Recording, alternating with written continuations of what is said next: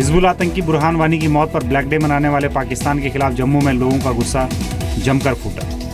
शहर में जगह जगह धरना प्रदर्शन हुआ और पाकिस्तान विरोधी नारे लगाए गए। शिवसेना, डोगरा फ्रंट और जम्मू वेस्ट असेंबली मूवमेंट के कार्यकर्ताओं ने भारत के अंदरूनी मामलों में पाकिस्तान की दखलंदाजी के लिए नवाज शरीफ को लताड़ लगाई और उनका पुतला भी फूंका। इधर दिल्ली में अपना विरोध जताने के लिए नेशनल पैंथर्स पार्टी के कार्यकर्ता पाकिस्तान एम्बेसी के बाहर इकट्ठे हुए।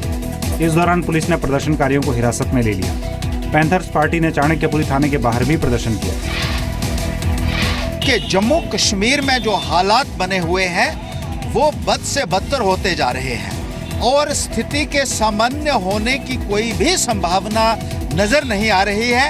इसमें सीधी जो इन्वॉल्वमेंट है वो पाकिस्तान की है और वो साबित भी हो चुकी है।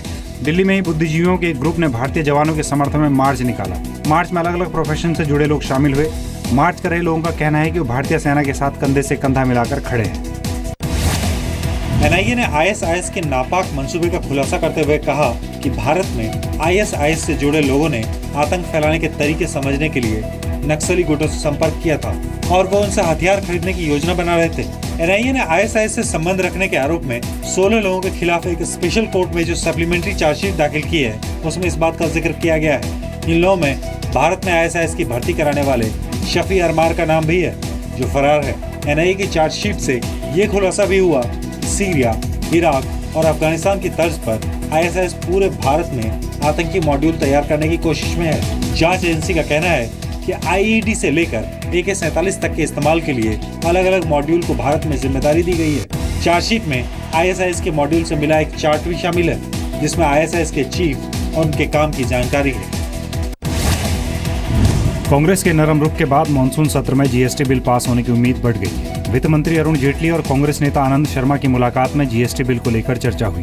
बताया जा रहा है कि मोदी सरकार ने कांग्रेस की कुछ मांगों को मान लिया है, जिसके बाद माना जा रहा है कि कांग्रेस भी बिल को पास कराने के लिए तैयार हो गई है। हालांकि कांग्रेस ने अभी अपना रुख पूरी तरह साफ नहीं किया है।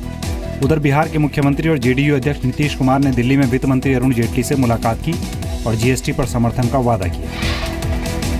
देश के हित में है, राज्य के हित में हम जीएसटी के हिमायती हैं और हमारी पार्टी पूरे तौर पर जीएसटी के समर्थन है।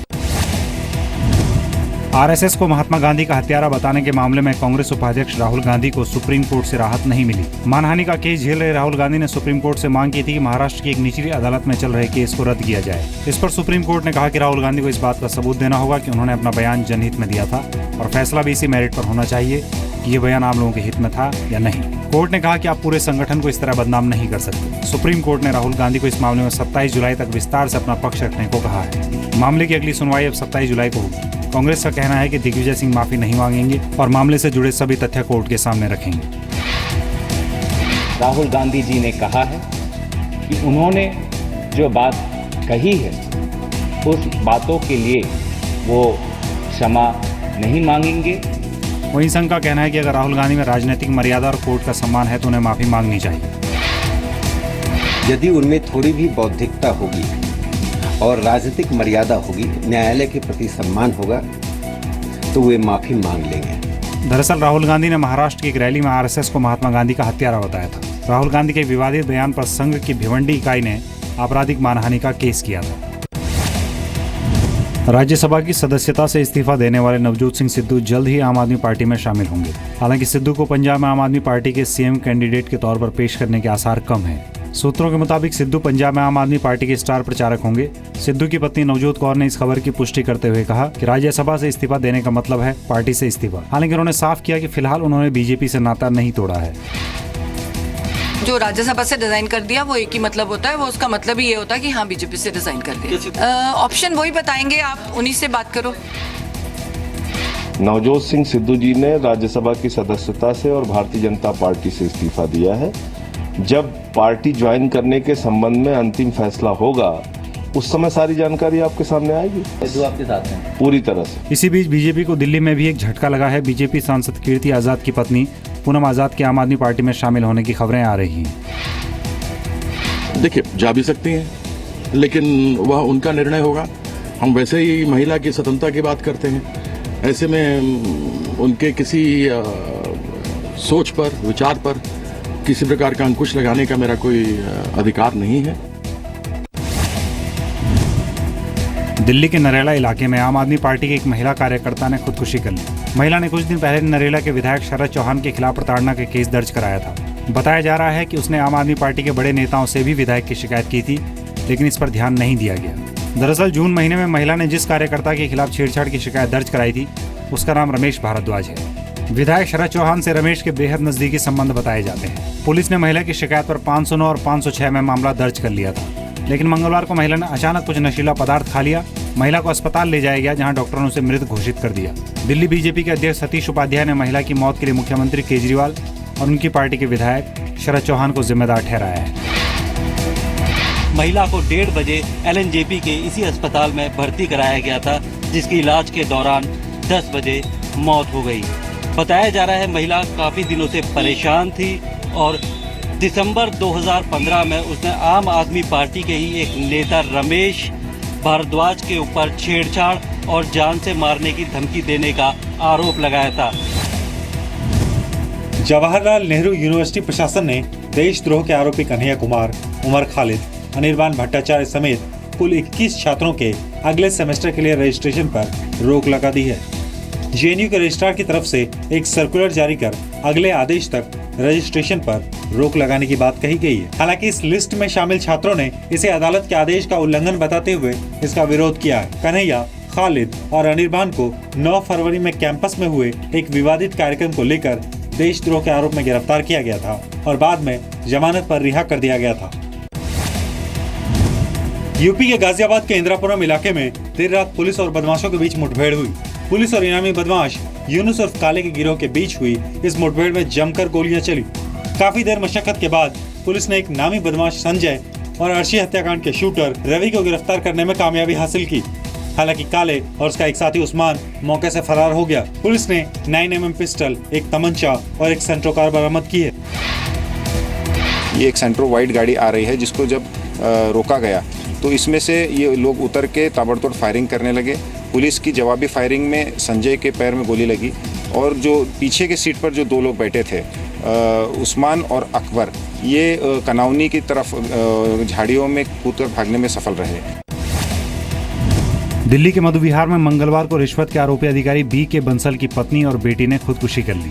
नीलकंठ अपार्टमेंट के एक फ्लैट में मां बेटी का शव पंखे से लटका हुआ मिला। दोनों की पहचान सत्यावाला और नेहा के रूप में हुई है। CBI ने 16 जुलाई को बंसल के फ्लैट में छापेमारी की थी और उन्हें दिल्ली के एक होटल से 9 लाख रुपए रिश्वत लेते हुए गिरफ्तार किया था। B.K. बंसल की पत्नी और बेटी की खुदकुशी पर CBI ने कहा है कि ये घटना बहुत दुखद है। CBI ने यह भी कहा कि भ्रष्टाचार के मामले में सिर्फ B.K. बंसल आरोपी हैं। उनकी पत्नी और बेटी न इस मामले के आरोपी हैं, न ही उनको समन किया गया है। CBI ने कहा कि खुदकुशी का ये मामला स्थानीय पुलिस के अधिकार क्षेत्र में आता है और स्थानीय पुलिस इस मामले को देखेगी। पता लगा कि उनके यहाँ से जब मेड आई ना, वही बताई, यहाँ पे दौड़ के आई, बोली कि हम जल्दी से आप लोग चलिए, मतलब वहाँ कोई एक्सपायर हो गए हैं, मतलब उनके घर में सुसाइड कर लिए, आप लोग जल्दी चलिए। सुप्रीम कोर्ट आज उत्तराखंड में अयोग्य ठहराए गए सभी 9 बागी विधायकों की तरफ से दाखिल की गई याचिका पर सुनवाई करेगा। याचिका में 21 जुलाई से शुरू हो रहे विधानसभा सत्र में हिस्सा लेने के लिए अनुमति देने की मांग की गई है। हालांकि मामले की सुनवाई में हरीश रावत के वकील ने कोर्ट से कहा कि सभी बागी विधायक अब बीजेपी में शामिल हो चुके हैं, लिहाजा इन विधायकों की याचिका खारिज की जाए। उत्तराखंड मामले में बागियों ने स्पीकर को हटाने की मांग की है और कहा है कि स्पीकर ने जो भी फैसले लिए उसको रद्द किया जाए। गया के CRPF कैंप पर नक्सली हमले में शहीद हुए जवानों को भावभीनी श्रद्धांजलि दी गई। इस मौके पर बड़ी संख्या में राज्य के आला अधिकारी और आम लोग मौजूद थे। नम आंखों से विदाई के बाद सभी जवानों के शव उनके पैतृक गांव भेज दिए गए। वहीं प्रधानमंत्री मोदी ने जवानों की शहादत पर दुख जताया और घायल जवानों के जल्द स्वस्थ होने की कामना की। बिहार के औरंगाबाद जिले में करीब 200 नक्सलियों ने CRPF के कोबरा बटालियन के जवानों पर हमला किया था, जिसमें 10 कमांडो शहीद हो गए थे, जबकि 5 जख्मी हो गए। 2008 में बनाई गई कोबरा बटालियन के लिए अब तक का सबसे बड़ा नुकसान माना जा रहा है। बिहार के मुख्यमंत्री नीतीश कुमार ने कहा कि शहीद के परिवारों को पूरी सहायता दी जाएगी। मैं उनको शहीद मानता हूं और मुख्यतः CRPF के जवान हैं। सबको राज्य सरकार की तरफ से भी उनके परिजनों को पर्याप्त हम लोग सहायता भी देंगे। नेपाल से सटे यूपी के कई जिलों में बाढ़ का खतरा स्थानीय लोगों के दिलों की धड़कनें बढ़ाने लगा है। हर साल की तरह इस बार भी घाघरा और सरयू नदी ने रौद्र रूप धारण कर लिया है।